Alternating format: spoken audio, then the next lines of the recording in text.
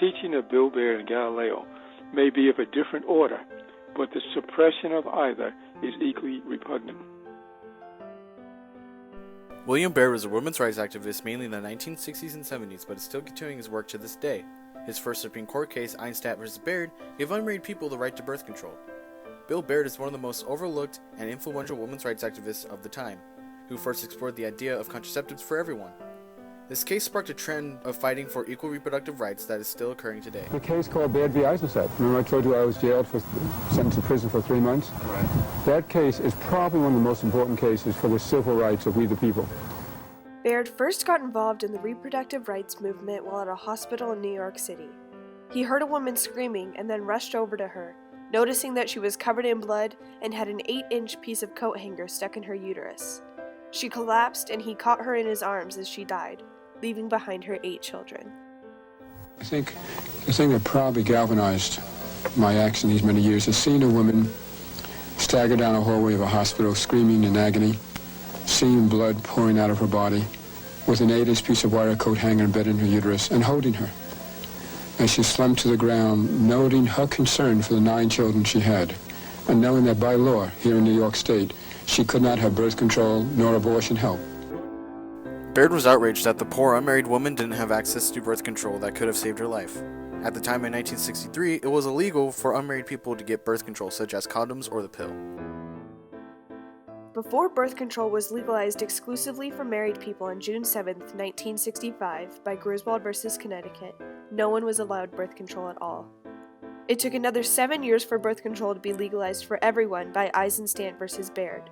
This was a turning point in the history of our nation and will affect us daily. Bill was working for a company called EMCO that made contraceptives. He started finding ways to give them to unmarried people and teach them about how to use it and the effect it could have. He knew the entire time it was illegal. 1 year later, in 1964, Baird opened an above-ground clinic. It offered birth control and abortions along with other services. For every abortion that was performed there, Baird faced a 10-year prison sentence. In 1963, Baird converted an old United parcel truck into a portable women's clinic. He referred to it as his planned van. Accompanied by volunteers, he went around the slums of New York City to educate the men and women who lived there about different forms of birth control and abortions. Over the years, Baird encountered a lot of backlash from both the public and the government, but the jail sentences he faced and the death threats he got did not stop or slow him. I gave a speech to several hundred people, as I've done all over the United States. I saw 5 grumpy-looking men in the front row in plain clothes, but I didn't pay any attention to them because I just thought they would be my usual harassers of right-to-lifers.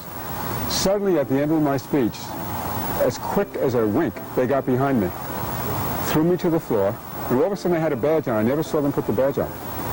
And as his headline says, abortion advocate jailed, an infant was in the audience.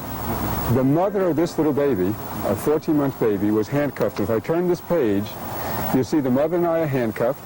The headline says, Suffolk police say Baird's talk endangered the welfare of the infant. And the argument by the police department was, and they were all Catholics, by the way, 5 Catholic police officers, was that by showing a diaphragm, anyone under 18 would get sexual ideas. The only one under 18 was a 14-month baby. And as insane as this may sound to you, the mother and I were put in jail, fingerprinted, handcuffed. We had to face a 3-year jail term. We had to go on trial. April 6th, 1967. The day that would start the revolution of equal reproductive rights for all. It was on this day that Baird spoke in front of more than 2,500 people at Boston University. He taught them about birth control, other contraceptives, their right to abortions, and overpopulation. It was this specific event that initiated the Supreme Court case Eisenstadt v. Baird. On that night, Baird gave an unmarried female student contraceptive foam and a condom, immediately leading to his 8th arrest. Baird spent 3 months in one of the worst prisons in the country, Charles Street Jail, following his arrest. Because of the Supreme Court's initial refusal to hear Baird's case, he had to carry out the 3 months despite later winning the case. It was 5 long, agonizing years before Eisenstadt v. Baird was heard and decided. The court hearing lasted 2 days, November 17th and 18th of 1971. Eisenstadt v. Baird affects each and every one of us. We have all been affected by the right for unmarried people to have contraceptives. As Roy Lucas once said, one must acknowledge that Eisenstadt versus Baird is among the most influential in the U.S. during the entire century by any manner or means of measurement. The case Eisenstadt v. Baird has been cited 52 times in other Supreme Court cases since its decision. Eisenstadt v. Baird allowed unmarried people access to contraceptives in 1972. Roe v. Wade made it legal for abortions in the right circumstances in 1973. Bilotti v. Baird, too, allowed minors access to all contraceptives, arguing that the Constitution is not just for adults, in 1979. And much more recently, in 2003, Lawrence v. Texas made it illegal for homosexual acts to be criminalized. Baird himself has accomplished quite a lot, starting with Eisenstadt versus Baird. But he isn't done yet. We are still fighting for our reproductive rights.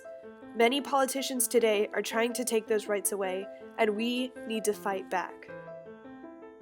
Believe in yourself. Picket legislators. Write letters. Make sure you get some of your older friends to register and vote. Become a part of the system of changing it. On March 22, 1972, our country changed when the case Eisenstadt v. Baird was decided. But just because we have the rights that the case gave us, doesn't mean we're done yet.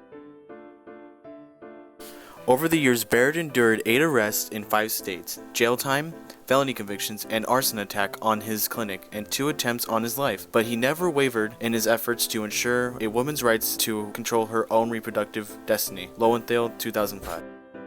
Without Eisenstadt versus Baird, there would be no Roe versus Wade. The right to privacy quote set up what was needed for Roe versus Wade to be successful, as Mr. Baird explains here. Justice Brennan of the Supreme Court hoped the language would help establish a constitutional basis under the right of privacy for a woman's right to abortion. Bill had many followers and supporters, but he also had his fair share of enemies. Although you may not expect it, Planned Parenthood strongly opposed Baird, claiming that there was nothing to be gained from the Baird case and that abortion takes the life of a child. Baird was and still is extremely controversial. Many organizations, including the National Organization for Women, better known as NOW, and Planned Parenthood did not support him. At the time, women's rights were still shaky, and organizations didn't want to tread the thin ice that was backing someone as ahead of their time as Bill Baird. Dr. Sol Gordon, a world-renowned sex educator, said in 1991 that no single person alive today has done more to advance the cause of reproductive rights for women, more specifically the right to choose abortion.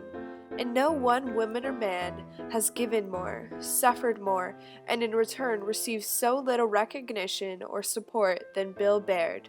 Screwed up. I'm sure I have. But I've lived my life trying to love people, to help people, and to give people, I think, in a way as best as I can, access to their own freedom, to their own rights, and to show by example that you don't have to be powerful or politically connected or to be rich.